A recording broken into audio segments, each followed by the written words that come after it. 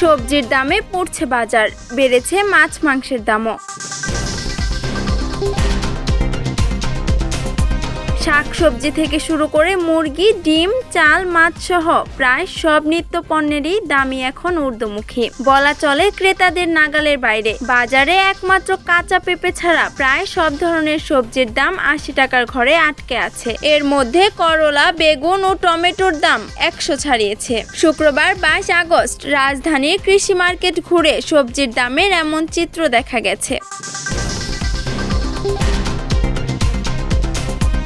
বিক্রেতারা সবজির দাম বাড়ার কারণ হিসাবে দীর্ঘদিন ধরে মৌসুম শেষ হওয়া, সরবরাহ কম এবং দেশের বিভিন্ন প্রান্তে বৃষ্টির অভিযোগ জানিয়ে আসছেন। সপ্তাহ ব্যবধানে বেড়েছে মুরগির দাম। ব্রয়লার মুরগি বিক্রি হচ্ছে কেজি প্রতি ১৭০ থেকে ১৮০ টাকায়, যা এক সপ্তাহ আগেও ছিল ১৬০ থেকে ১৭০ টাকা। সোনালী মুরগি ৩২০ থেকে ৩৪০ টাকা, সাদা কক ৩০০ টাকা, লাল কক ২৮০ থেকে ৩০০ টাকা এবং দেশি মুরগি ৬০০ থেকে ৭০০ টাকায় বিক্রি হচ্ছে।